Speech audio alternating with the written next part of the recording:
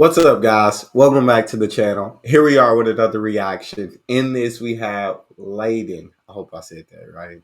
The Dutch connection to Thanksgiving.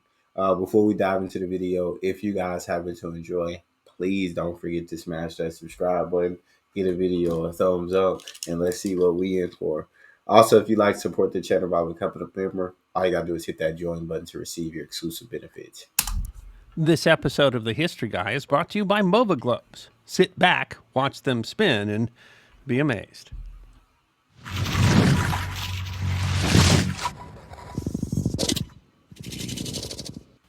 When you think of early European settlers to the part of the New World that would become the United States, the Puritans certainly come to mind. They played a central role in establishing the colonies as a place of religious freedom. Their habits still impact our culture today, and several presidents are descended from them. But it might surprise many Americans to find out that the Pilgrims didn't come here directly from England on the Mayflower, but rather many of them first spent 12 years in a Dutch city that played a significant role in influencing and cementing their Hey, beliefs. 12 years? The quaint university city of Leiden and its impact on U.S. history deserves to be remembered. The Pilgrims, although that term would not come to be applied to them until after their voyage to the New World, were a group of English Puritans whose beliefs were seen as too extreme by King James I of England. Really? While there were several questions of doctrine involved, the fundamental issue was that the Puritans believed that the English Reformation had not gone far enough and sought to remove from the Anglican Church what they saw to be Roman Catholic practices. In fact, the term Puritan refers to a desire to purify the Church of England. While there was a range of views, some more radical Puritans sought to wholly separate themselves from the Church, and these were called Puritan separatists. Okay. In 1603, when after the death of Elizabeth I, the crown passed to James I, the Puritans hoped that James's Scottish Calvinist upbringing would bring more reform. However, James I's reforms did not go far enough for some, and those who disagreed faced various forms of persecution, although haphazardly enforced. Fearing this persecution, some more radical groups sought to leave England for a place to live where the members could freely practice their religion and live according to the rules that they had set for themselves. This was not an easy path, as it was illegal for them to immigrate. Several were imprisoned for failed attempts. Holland became a haven for the fleeing English separatist families. The Dutch were unusually tolerant, having themselves suffered religious persecution by Spain. The so-called Dutch Revolt was driven by a number of issues, both political and religious, but a central point was a Protestant revolt against the Catholic Church, and so the Dutch Republic had become a place for Protestants fleeing persecution elsewhere. The rebellion seven Dutch provinces had declared their independence from Catholic Spanish Habsburg rule in 1581 in the Act van Verlatinghe, literally the Act of Departure, and more commonly called the Declaration of Independence.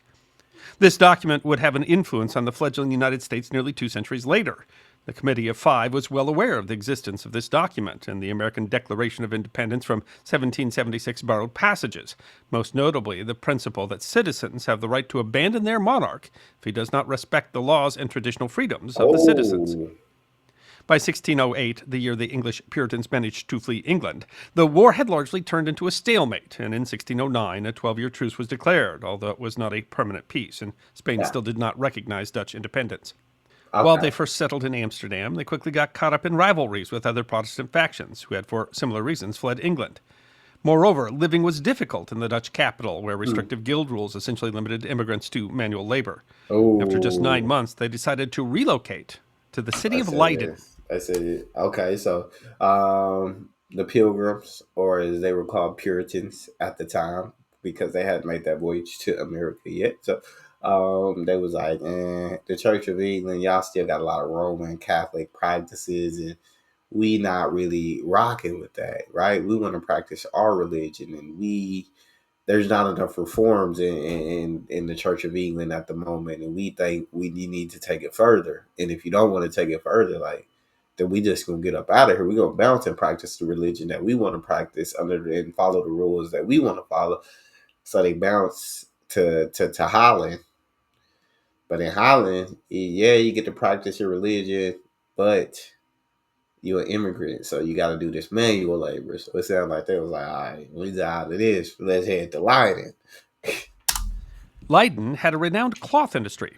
Its prestigious university, the oldest in the Netherlands, had been established 34 years earlier in 1575. was a present by William of Orange to the people of Leiden for the heroic resistance against Spanish occupation during the first years of the 80 Years Dutch War for Independence. 80 years In this Dutch period, War, Leiden was the man. second largest city of the Dutch Republic after Amsterdam. It had tripled in size in 50 years, going from 15,000 just prior to the Spanish siege God of the city in dang. 1574 to 45,000 inhabitants soon after the Pilgrims' departure in 622. Leiden's historical writer, Jerome Winmeyer, notes many believers and persecuted individuals found shelter in Leiden. These were, of course, refugees with a Protestant background, such as Walloon Protestants, separatists from England, and Huguenots from France. But other believers could also find refuge here, such as Catholics, Mennonites, Anabaptists, Lutherans, and Jews. About one-third of the Leiden population at this time consisted of refugees. This tolerance from the Leiden city government would certainly have appealed to the Pilgrim Fathers. Their move to Leiden was carefully orchestrated, and in a now famous letter, City Secretary Jan van Hout gave them permission to move to Leiden on 12 February 1609, saying that Leiden refuses no honest people free entry to come live in the city, as long as they behave honestly and obey all the laws and ordinances, and under those conditions the applicant's arrival here would be pleasing and welcome. At the time, people who migrated to Leiden didn't need permission to do so, so it's curious why the Pilgrims did. According to the Leiden American Pilgrim Museum, they did this to make sure that if something happened to them, their offspring could be taken care of by the city's orphanage and not sent back to where their parents came from, which was the usual practice for immigrant orphans. This Really? suggested that in 1609, Immigrant orphans, you send them back to where their parents came from instead of just kind of taking them into the orphanage or whatever they had set up inside of that country. We just gonna ship y'all back. Well, I guess actually, if they do got family over there, then that actually does make sense. That actually, yeah. But if they ain't got no family, then it's like y'all just gonna ship it. We ain't got nobody. the Pilgrims were thinking about living in Leiden for an extended period of time. In Leiden, the Puritans faced the same issues all migrants do. They had to learn the language and find a trade to Of better integrate course. into the local community. According to the Leiden American Pilgrim Museum, the members of the Pilgrim congregation in Leiden worked in many different professions and trades. Mm. Leiden's trade guild regulations were less restrictive than those of Amsterdam, where most immigrants were excluded from all but occasional labor, such as unloading ships. In Leiden, a single guild member could hire helpers who were not members. For example, Oh, William Bradford, a member of the Fustian or Serge Weavers Guild, which met in the former chapel of the St. Jacob's Hospital, which is now the Lothe could thus employ other pilgrims who were not guild members. About half the pilgrims worked in Leiden's cloth industry as weavers, hey, wool combers, carders, cloth fullers, etc. a little At this time, about half everything. the town's general population worked in textile production, which was thriving because, since Dutch de facto independence from Spain, it was no longer burdened by heavy taxation put in place by the Spanish king to finance his wars. They found residence in the direct vicinity of the still standing Church of St. Peter, built in 1121. The court, with almshouses around it, called a hofje, now standing on the place they lived, commemorates the Pilgrims and their leader, John Robinson. Their occupations are mentioned in various kinds of documents, especially betrothal records. The occupations known for members of Robinson's congregation included tailor, hat maker, glover, hosier, shoemaker, carpenter, block and tackle maker, twine maker, leather worker, cooper, cabinet maker, Damn. brewer's employee, mason, watchmaker, mirror maker, tobacco seller, tobacco pipe maker, midwife, and merchant. The occupation of housewife and mother is They did everything, bro. They literally did everything. not specifically mentioned in the documents and God must have been considered dang. self-evident. The congregation of Robinson faced the challenges of staying true to their faith without alienating themselves from the society that they were now a part of. An English Puritan congregation had been established 2 years prior to their arrival, but it didn't have its own minister.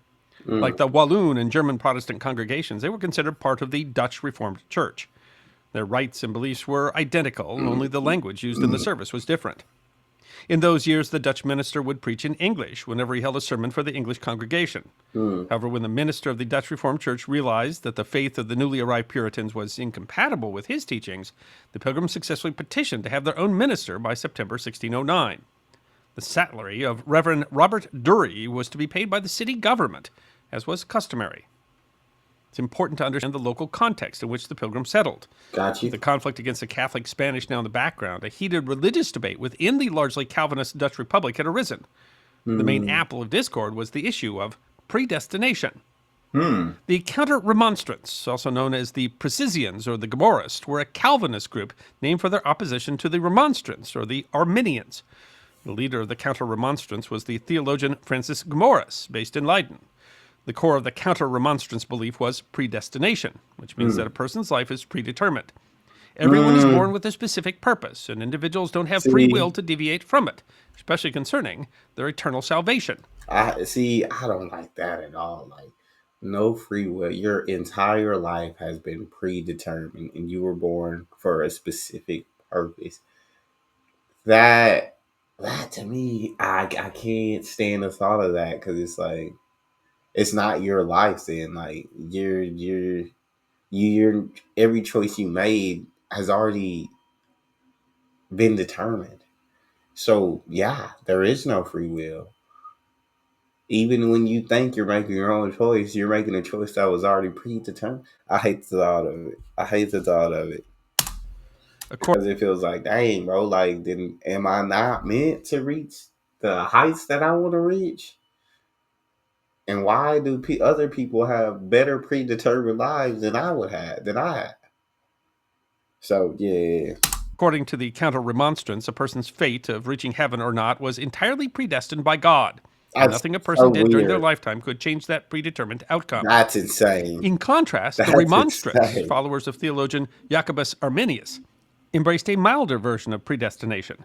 They believed that God predestined those for eternal salvation whom he knew in advance would become believers during their lifetime, allowing human Mm. influence on the possibility of attaining heaven. Reverend John Robinson, the Pilgrims' pastor, played a role in the theological debates on predestination and free will at the University of Leiden.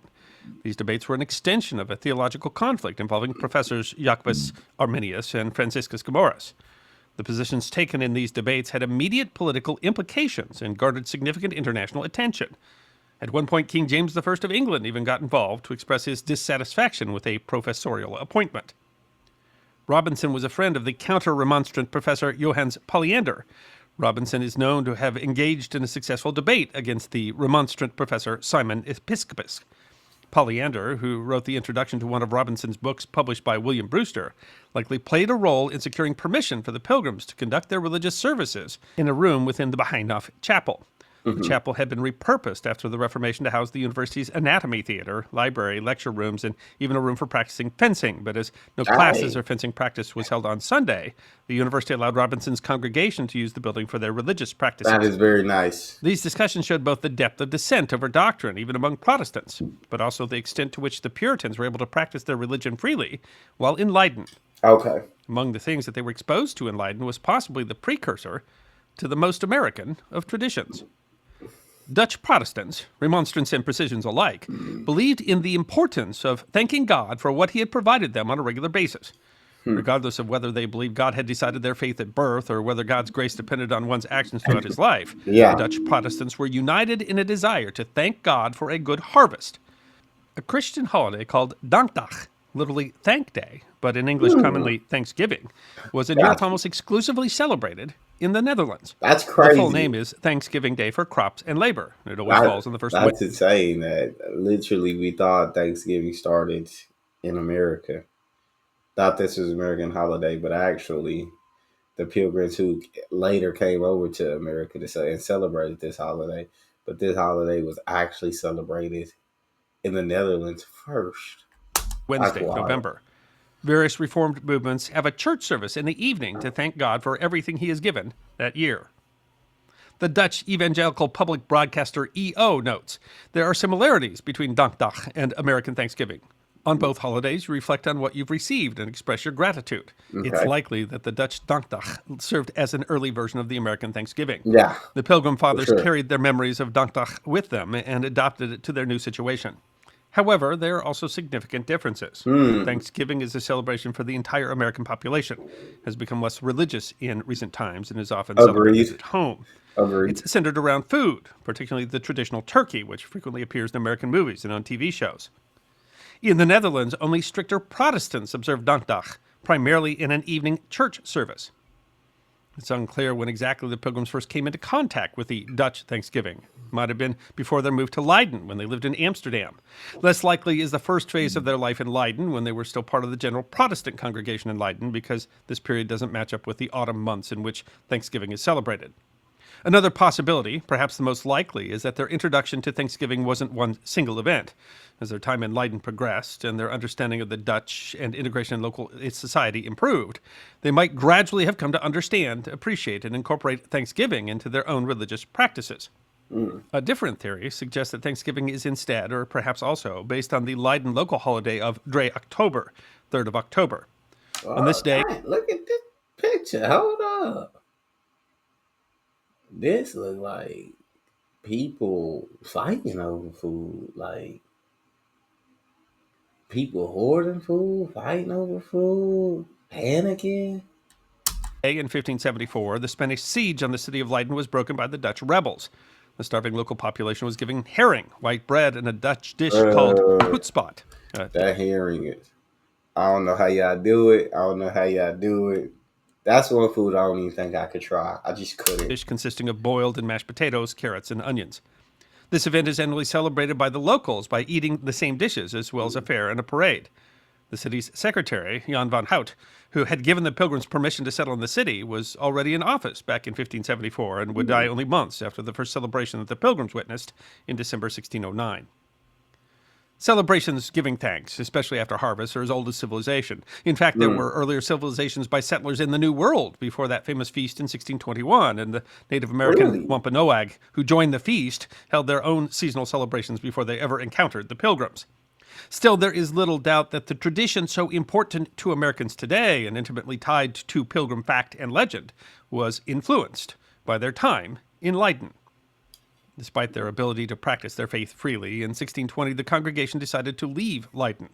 While Americans are generally familiar with the Mayflower, their journey actually started aboard a ship called the Speedwell, which carried them from Leiden to Southampton. Initially, Speedwell was to go to the New World along with the Mayflower, but the ship proved unseaworthy. Oh, It was a combination of factors that contributed to the Pilgrims' choice to leave Leiden and embark on a dangerous sea voyage to an unknown and, in their opinion, unsettled land. William Bradford, Pilgrim and in their opinion, unsettled.